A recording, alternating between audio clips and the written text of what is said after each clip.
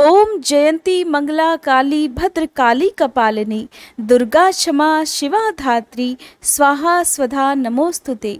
आप सभी को शारदीय नवरात्रि की हार्दिक शुभकामनाएं। माता रानी आप सभी की मनोकामनाएं पूर्ण करें और आप सभी के व्रत स्वीकार करें। आज की इस वीडियो में आप जानेंगे कलश स्थापना के बारे में।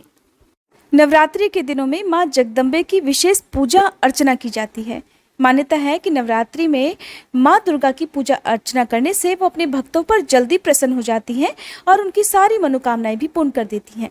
नवरात्रि में माँ दुर्गा की पूजा के अलावा कलश स्थापना या घट स्थापना करना भी बहुत शुभ माना जाता है, क्योंकि धार्मिक मान्यताओं के अनुसार कलश में सभी देवी देवताओं का वास होता है और कलश स्थापना करने से पूजा का शुभ फल भी प्राप्त होता है।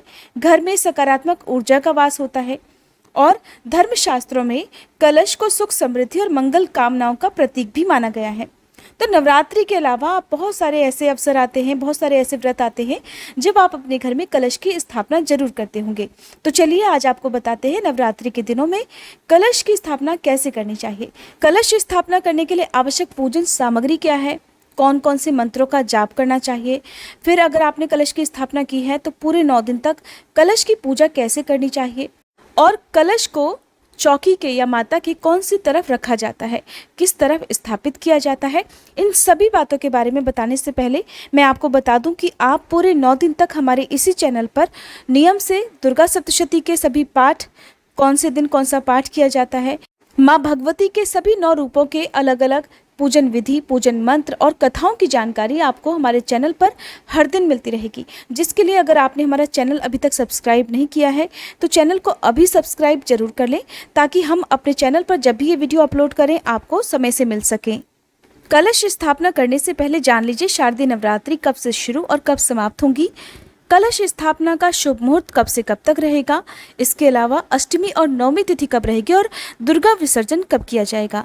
तो 26 सितंबर सोमवार से इस बार शारदीय नवरात्रि शुरू होंगी और 4 अक्टूबर मंगलवार को समाप्त हो जाएंगी।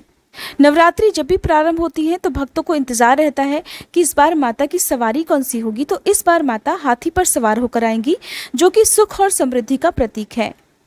कलश स्थापना की जाएगी 26 सितंबर सोमवार को, जो कि नवरात्रि का पहला दिन होगा, और कलश स्थापना का शुभ मुहूर्त रहेगा सुबह 6:11 से लेकर 7:51 तक।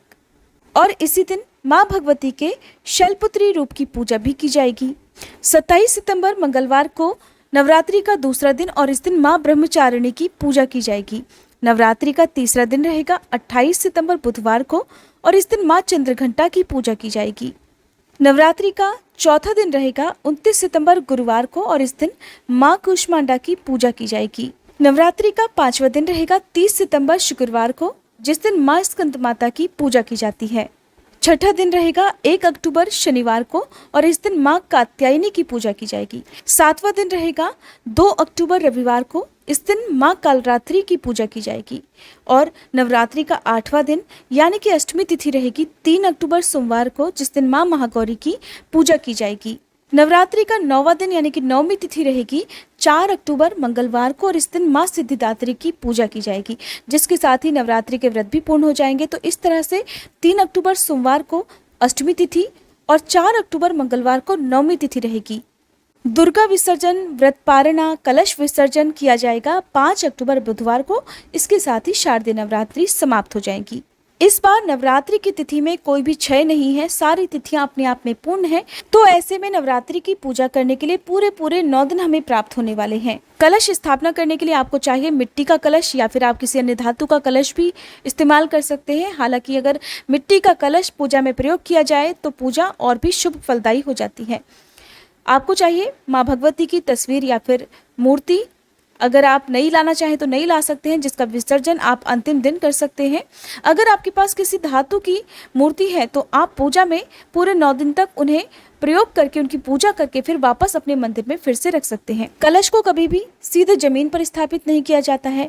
कुछ लोग कलश के नीचे सप्त धान रखते हैं, यानी कि 7 तरह के अनाज रखते हैं। कुछ लोग केवल चावल रखते हैं। कुछ लोग मिट्टी के ही एक चौड़े से बर्तन में मिट्टी और रेत डालकर उसमें ज्वारे बोते हैं, जिसे जौ कहते हैं। 7 तरह के अनाज भी आप बो सकते हैं और उसके ऊपर फिर कलश की स्थापना की जाती है। नवरात्रि के पूरे 9 दिन तक थोड़ा थोड़ा जल का छींटा इन ज्वारों को दिया जाता है और फिर नवरात्रि की पूजा के दौरान ही ये ज्वारे बड़े हो जाते हैं, हरे भरे हो जाते हैं। आपकी श्रद्धा है, आपकी अपनी इच्छा है, आप चाहें तो ज्वारे बोए, नहीं तो आप डायरेक्ट जमीन पर चावल रखकर या फिर अष्टदल कमल बनाकर उसके ऊपर कलश की स्थापना कर सकते हैं। कलश में भरने के लिए आपको चाहिए जल, शुद्ध जल या गंगा जल पूरा आप उसमें डाल सकते हैं। कलश के अंदर डालने के लिए आपको चाहिए, कलश के अंदर भरे हुए जल में डालने के लिए आपको ज़रूरत पड़ेगी एक सिक्के, एक हल्दी की गांठ और सुपारी के साथ साथ एक कौड़ी की भी। कलश के ऊपर आम या अशोक के 5 पत्ते रखे जाते हैं और उसके ऊपर रखा जाता है पानी से भरा हुआ नारियल।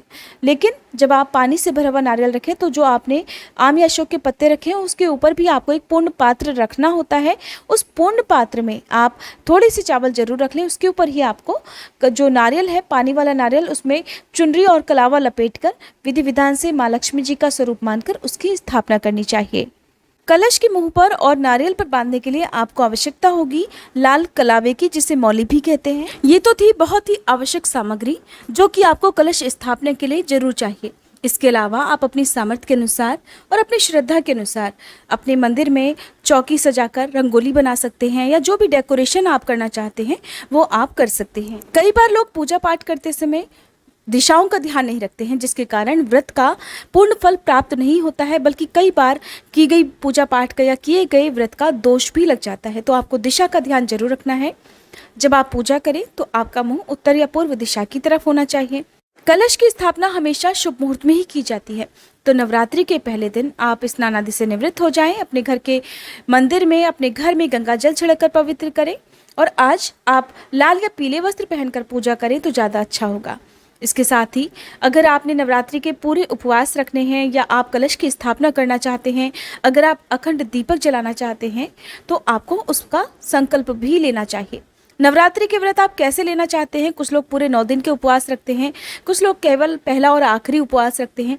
तो सारी बातों का आपको जो संकल्प है वो नवरात्रि के पहले दिन ही रखना चाहिए।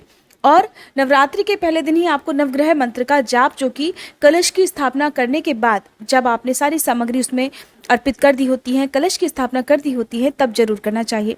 क्योंकि कलश के अंदर जो जल होता है उसमें सभी देवी देवताओं के साथ ही नवग्रहों का वास भी हो जाता है। तो सबसे पहले तो आपको चौकी सजानी होगी, जिसमें आपको माता रानी की मूर्ति या तस्वीर की स्थापना करनी है। चौकी की स्थापना कैसे की जाती है, किस प्रकार से दीपक जलाया जाता है, इसकी अलग से वीडियो आपको हमारे चैनल पर मिलेगी। कलश स्थापना करने के आपके पास 2 ऑप्शन हैं। चाहे तो आप जमीन पर अष्टदल कमल बनाकर या चावल रखकर उसके ऊपर कलश की स्थापना करें, नहीं तो माता की चौकी के पास में ही आप माता के दाएं तरफ, ध्यान रखें कलश किस तरफ स्थापित किया जाता है, माता के दाईं तरफ, और आपका वो बायां हिस्सा पड़ेगा, बायां हाथ पड़ेगा। तो आप अपने बाएं हाथ की तरफ ही हमेशा नवरात्रि का जो कलश है वो स्थापित करें। और उसी तरफ आप चाहें तो छोटी सी चौकी पर भी कलश की स्थापना कर सकते हैं। तो अगर आप कलश की स्थापना कर रहे हैं, सबसे पहले तो आपने जिस जगह चौकी की स्थापना करनी है उस जगह को गाय के गोबर से या गेरू से आप जरूर लीप लें। ऐसा करने से कहा जाता है उस जगह पर सभी प्रकार की शुभ शक्तियों का वास हो जाता है।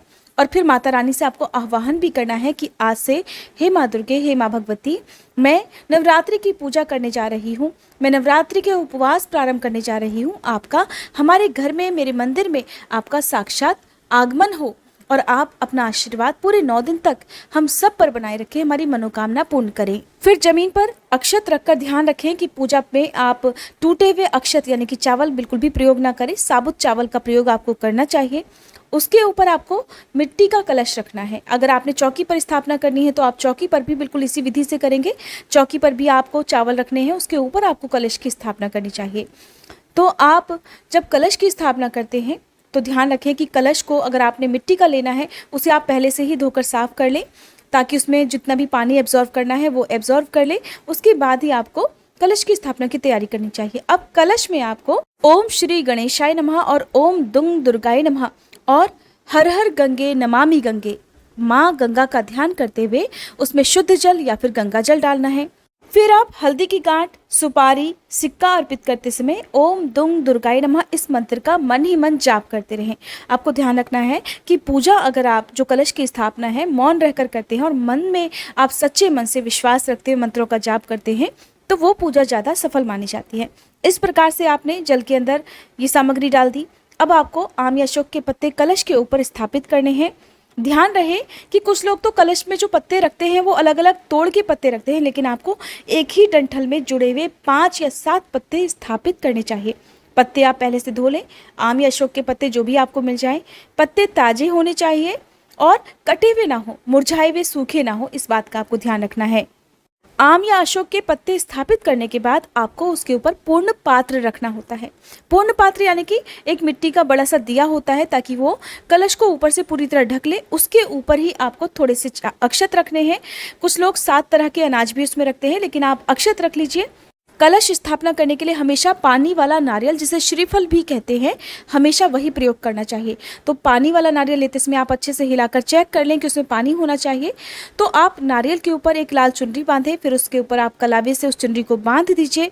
अब कलश पर आपको स्वास्तिक का चिन्ह बनाना है। 16 बिंदियां आपको सिंदूर की या जो रोली होती है उसकी लगानी है। इन्हें षोडश मातृकाएं कहते हैं। फिर जिस नारियल पर आपने चुनरी और कलावा लपेटा है, उसे श्रद्धा के साथ माँ भगवती का ध्यान करते हुए कलश के ऊपर स्थापित करना चाहिए और कलश को भी आपको रोली, अक्षत, कुमकुम आदि अर्पित करना चाहिए। हम जो कलश की स्थापना करते हैं ना, उसमें जो नवग्रहों का हम आह्वान करते हैं, उससे कहा जाता है कि अगर आपकी कुंडली में किसी भी प्रकार के किसी भी ग्रह से कोई पीड़ा हो रही हो, तो वे नवग्रह आपको शुभ फल प्रदान करने लगते हैं। तो नवग्रह मंत्र है ब्रह्मा मुरारी त्रिपुरांतकारी भानु शशि भूमि सुतो बुधश्च गुरुश्च शुक्र शनि राहु केतव सर्वे ग्रह शांति कराम भवन्तु। फिर ओम भूम्ये नमः इस मंत्र का जाप करके आपको धरती माता को प्रणाम करना चाहिए।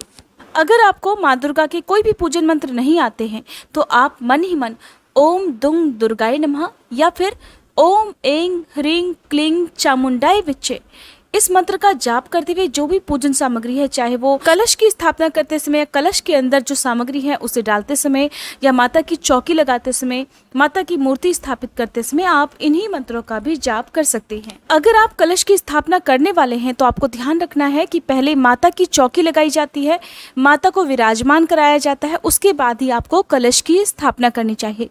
कलश की स्थापना हो जाए तो आपको जिस प्रकार का भी दीपक जलाना है, चाहे अखंड ज्योत जलानी हो या केवल सुबह और शाम की ज्योत आपको जलानी हो, वो ज्योत आप जलाएं।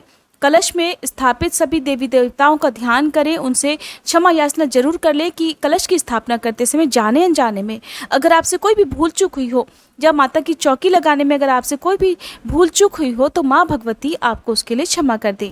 अब आपकी कलश स्थापना हो गई है, तो इस प्रकार से आपको जो भी पूजा पहले दिन की होती है, जो भी दुर्गा सप्तशती के पाठ पढ़े या सुने जाते हैं, वो आपको पूजा की तैयारी करनी चाहिए, वो पूजा आपको प्रारंभ करनी चाहिए। फिर आपको उपवास रखना चाहिए। शाम के समय भी आप जब दीपक जलाएं तो आप दीपक की जो ज्योति है वो कलश के चारों ओर जरूर घुमाएं, कलश की पूजा करें। इस तरह से आपको पूरे 9 दिन तक कलश की पूजा भी करनी चाहिए। अगर आपने अखंड ज्योत जलाई है तो आप अखंड ज्योत की पूजा भी सुबह और शाम हमेशा करें।